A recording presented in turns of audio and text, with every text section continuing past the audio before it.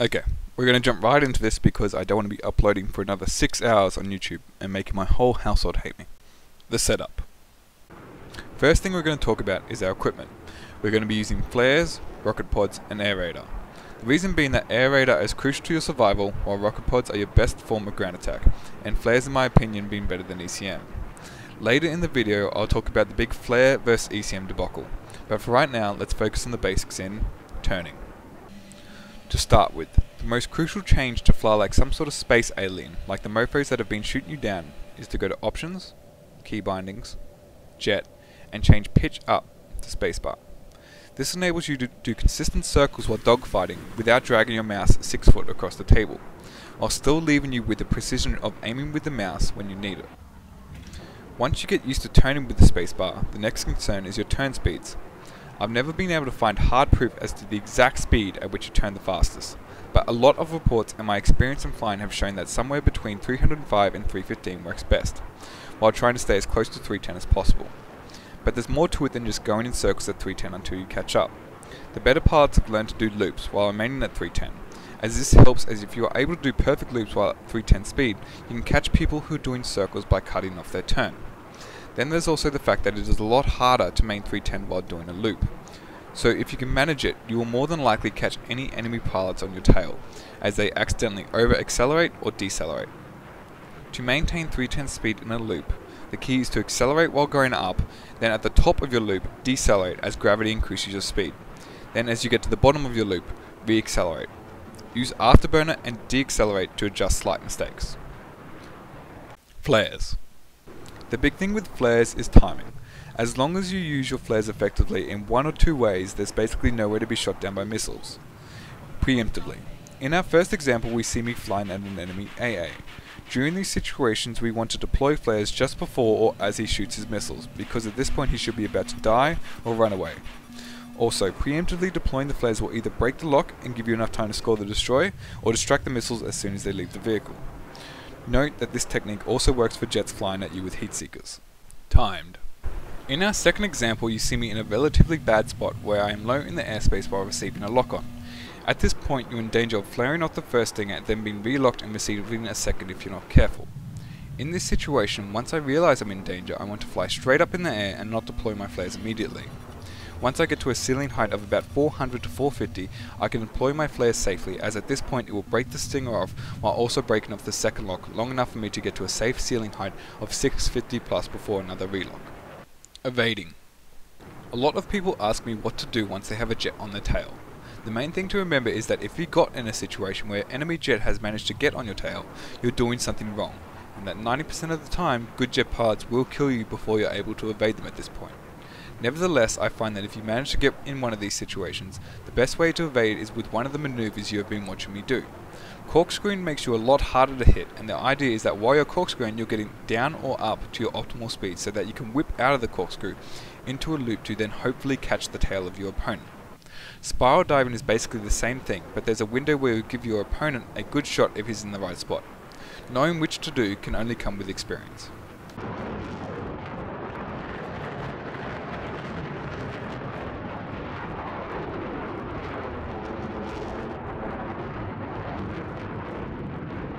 Understanding air radar. Air radar is a pretty basic tool which I just want to skim on about how to use while in a dogfight. How it works is that when a plane goes high above or below you, he will start to fade out, indicating that he's going out of range of your radar. This is a useful tool to determine the height of your opponent and what he's doing at the time. If you're at a low altitude of 200 for example, and you suddenly see that your opponent you are dogfighting is fading out on your air radar, then it is safe to say that he's climbing high and straight, probably try to get out of lock-on range. This is a great opportunity to shoot him down. Awareness. Awareness is your biggest asset, as it is what defines what you can achieve as a jet pilot.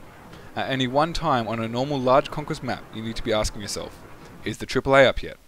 Where are the two jets? Or is either of them coming up soon? And if you're receiving a lock-on, from which direction is it coming from, and whether it's a stinger or something more threatening? Is the lock-on naturally long? Soft flare maybe? CITV station from a tank? These are all questions you need to juggle in your head and adapt to the situation at hand. Awareness will also define how you fly. If you're being laser designated, you need to be making sure that you're not flying over the combat zone too long until you can find the problem and deal with it, as dodging javelins and guided missiles takes space to do effectively.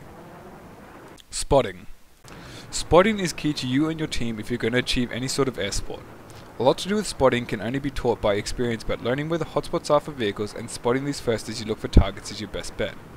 For example, on Caspian border flying on the US side, you know that there is a tank that respawns at E, that the AAA generally hides in the mountains of the RU base, and that the roads leading from the base are hotspot for tanks. Rocket pods, and how to use them. Rocket pods are your key attack element, so knowing how to use them is crucial. After the last patch that affected rocket pods, they act a little bit differently on all the aircraft. The first thing to know is where to aim the reticle when firing. As you can see here on the Hornet, you want to aim slightly below the middle point of the reticle, whereas the flanker shown in the second clip, you still want to aim on the dot. This is the same for rush jets as well. The other key piece of information with rocket pods is that they respond to how your jet is flying. This means that if you're using the rudders a lot and are drifting left or right when firing the pods, they actually won't fly where they're aimed and will drift. Knowing this, when lining up for strafing runs, you want to avoid using the rudders, and once you have found your target, steady your airplane for a second to make sure they fire straight.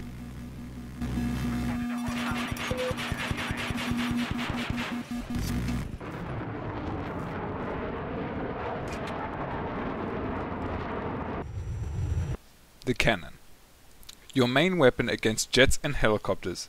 There's not much to explain with this. All that can be said is practice, practice, practice, till you know exactly how much you need to lead your opponent to score the kills. 2 vs 1 dogfights. In this video we have a perfect example of how to handle a 2 vs 1 dogfight. The main thing to remember is that every time you straighten out for a kill, you have an opponent waiting for you to do just that. With this knowledge in mind, you can see me here disable the opponent but not go for the kill, as I'm more concerned about the second Hornet on my tail. So I continued looping until I can get a shot on the second Hornet, and then bag a lucky double kill as the first one explodes with the second.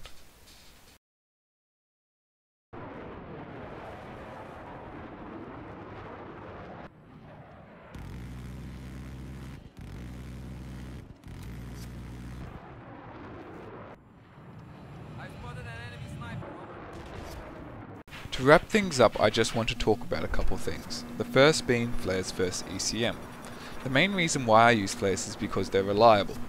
I cannot count the amount of times when I have been flying and received a random stinger or heat seeker that wasn't intended for my aircraft, but caught my heat signature as its original target floated off. Flares will save you from this situation, whereas an ECM won't.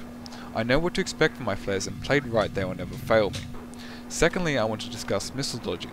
There have been patch notes released stating that in the near future missiles will have better tracking. What this most likely means is that missile dodging will be a thing of the past. That's why I didn't make a feature on it for this tutorial. The videos that have been playing through demonstrate exactly how to dodge missiles, however. It's as simple as flying away from the missile's origin, turning around and afterburning straight back towards it, making it whip around and explode. I hope you enjoyed this tutorial. I don't believe I left anything of importance out. If you have any questions, please ask, as I'm happy to answer. Also, if you want to help me, please share this or any of my other videos, as I would appreciate it a lot. Also, feel free to subscribe, as I intend to be uploading more in the near future, including a 69-0 jet match, aggressive sniper gameplay, and all updates on jets once the next patch hits. As always, thanks for watching. Cheers.